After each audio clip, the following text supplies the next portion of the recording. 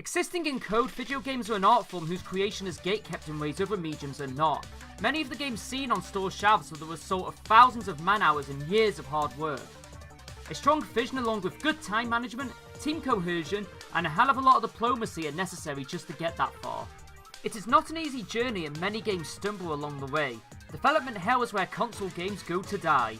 Many are cancelled or come out the other side being half the game they could have been. Every now and then, however, a game does survive the ordeal, making its eventual success even sweeter.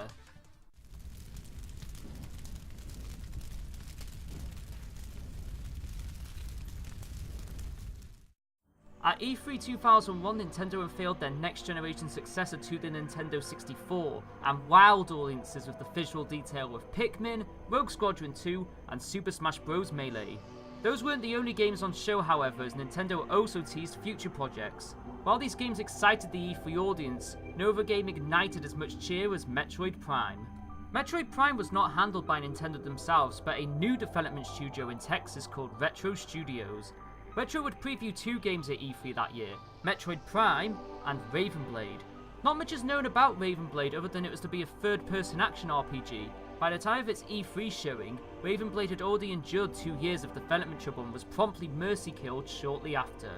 Raven Blade wouldn't be the only title cut by Retro that year.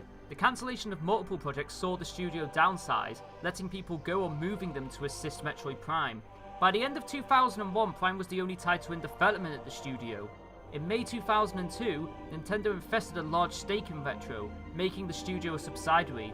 Following this change of structure, the stories of in-studio turmoil quickly disappeared and Metroid Prime's service looking radically changed from the game that had been previewed a year before.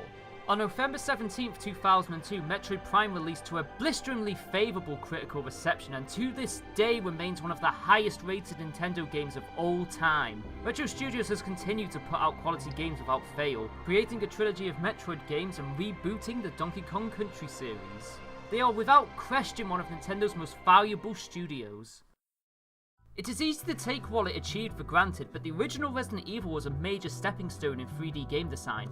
Its commitment to open-ended exploration would see the Spencer Mansion become an iconic and memorable setting. It was only natural for Capcom to commission an immediate sequel. The goal was simple: make it bigger, scarier, and more action-packed than the original. However, Shinji Mikami would not return as director. Instead, the directorial duty was given to a young upstart called Hideki Kamiya. Development of Resident Evil 2 was proceeding on schedule, and the game was set to meet its May 1997 release date. Shinji Mikami then made a hard call, however. The game was to be scrapped. Mikami would later state that the unfinished game was dull and boring, being especially critical of the art direction. In hindsight, it's easy to see his argument. The environments were too realistic and lacked the explorative satisfaction that came from the original's mansion. Disputes would also arise over the game's script. Shinji Mikami wanted the story to have a decisive ending, but his supervisor was against it. Unable to finalize a script, Capcom recruited television screenwriter Noboru Sugimura. Sugimura impressed with his writing and was given control of the game scenario.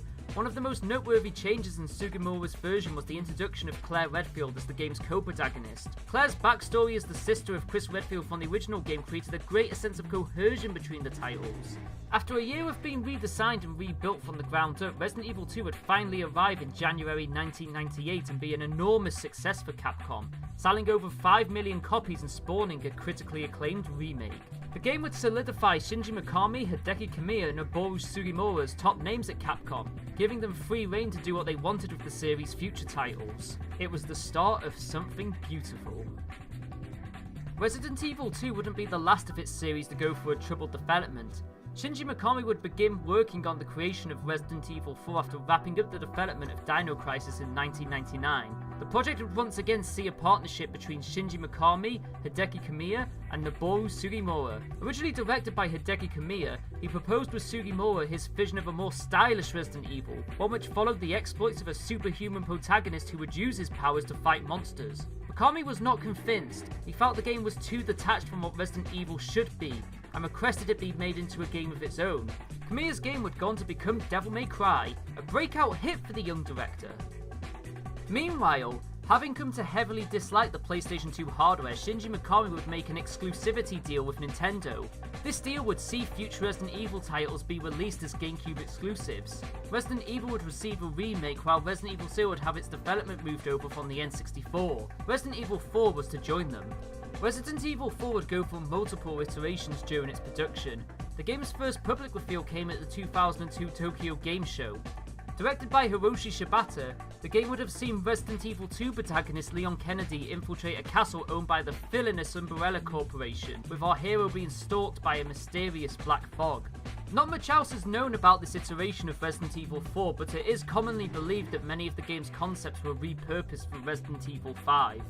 E3 2003 would see the game change again in what is commonly known as the Hookman demo. The concept of ghost hauntings was a change of pace from the series' viral monstrosities, and brought the series closer to the reality shifting seen in Konami's Silent Hill games. Hookman would eventually be scrapped, and Shinji Mikami would step in to direct once more, creating an entirely new kind of Resident Evil that would have a bigger emphasis on action. This version would become the Resident Evil 4 we know today. Released in 2005, the game would see Leon Kennedy travel to a remote village in the Spanish countryside under the order of the US government after the president's daughter is kidnapped by terrorists. After arriving at the village, Leon would find all is not right with the locals. They aren't zombies, but they aren't quite human either. With diplomacy not being an option, the game has the player solve the problem the only way it knows how: by brute force. The Granados would give the game a new dynamic in action as they would organise and plot against Leon, evading his gunshots and taking him out by any means necessary. Resident Evil 4 revolutionised the third-person action genre, becoming the standard bearer for future console shooters and action games alike. It would not be the end of trouble at Capcom, however. Mikami was committed to the GameCube, but the system had failed in the console race. Capcom would go against Mikami's wishes and port the game over to the PlayStation 2. Resident Evil 4 would become a timeless classic either way, and has to this day sold over 7 million copies. Created as a follow-up to the Famicom RPG Mother, Earthbound would go through a torturous 5-year development cycle. The turmoil was such that director Shigesato Itoi had to seek outside help if the game was to ever see completion. Satoru Iwata and his team at HAL Laboratory would take over the game's coding duties, reprogramming the entire project. Earthbound would eventually see completion and flop in the US market, with many pointing to the game's marketing campaign as the culprit. Nevertheless, Earthbound would stand the test of time, gaining a gigantic cult following and becoming a strong influence for future role-playing games.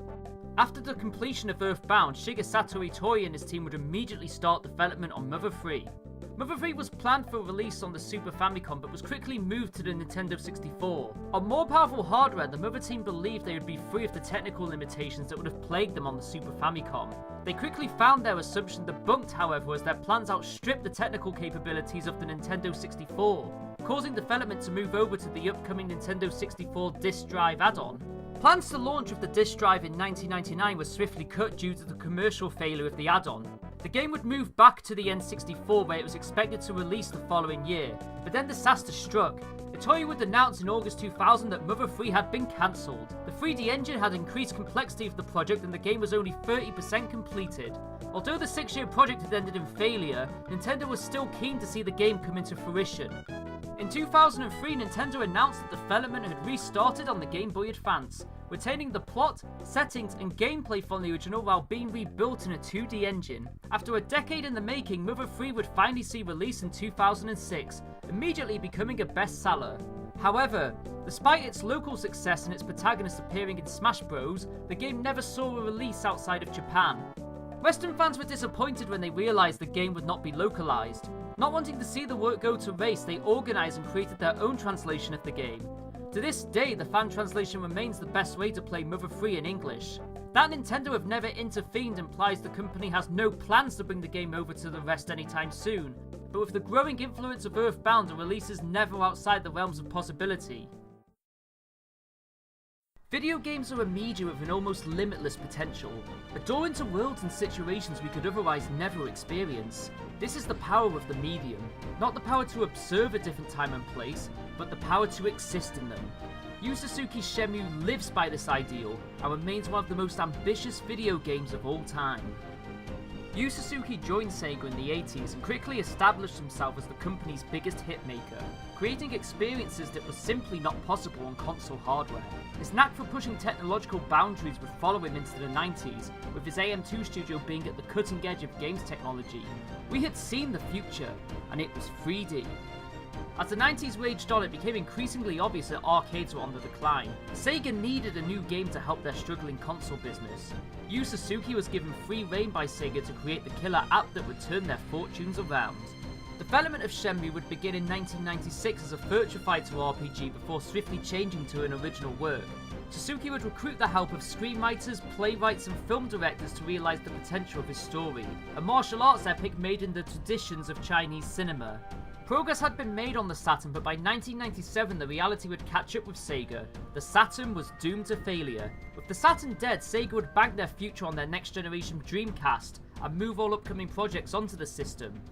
Suzuki's game would be rebuilt from the ground up for the new Dreamcast hardware and renamed to Shenmue.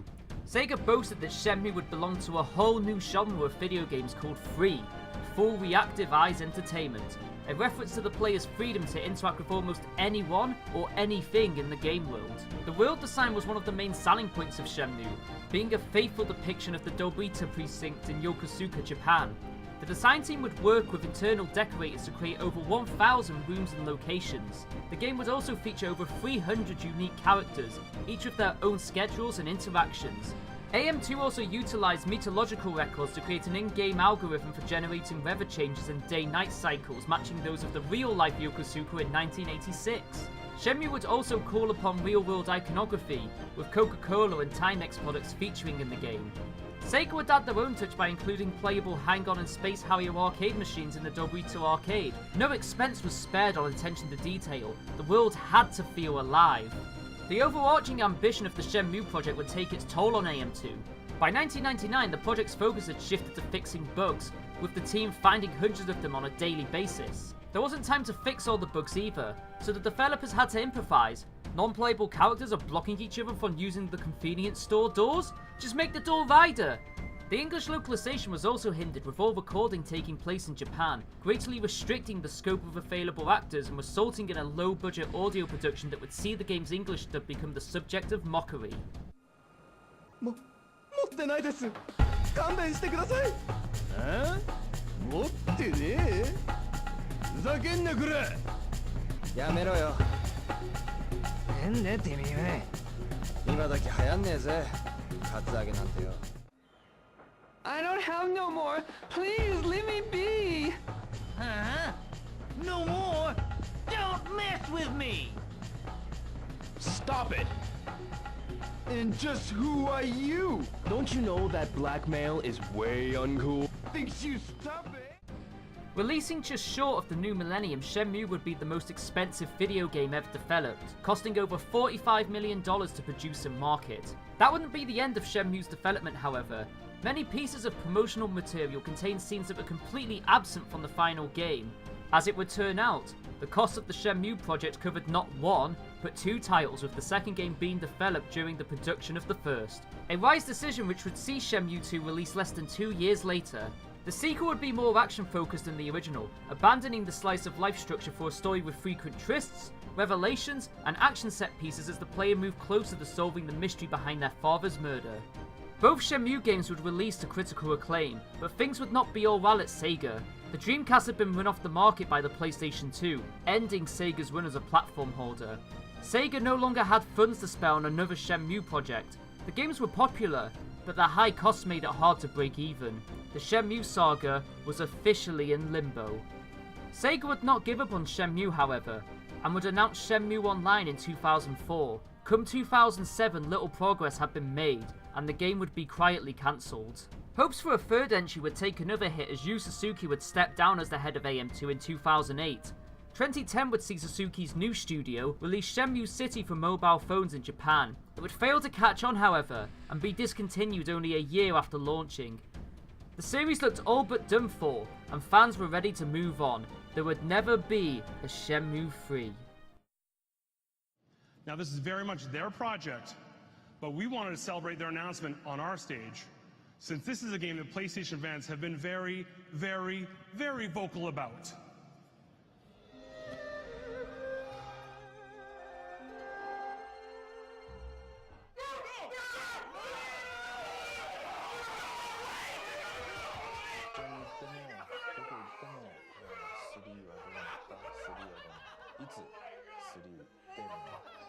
The fate of Shenmue is in your hands now.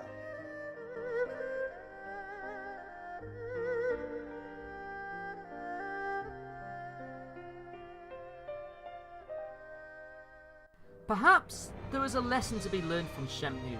Game development can be a torturous process. Development hell is as much a reality for the games we want to make as the games we eventually do create.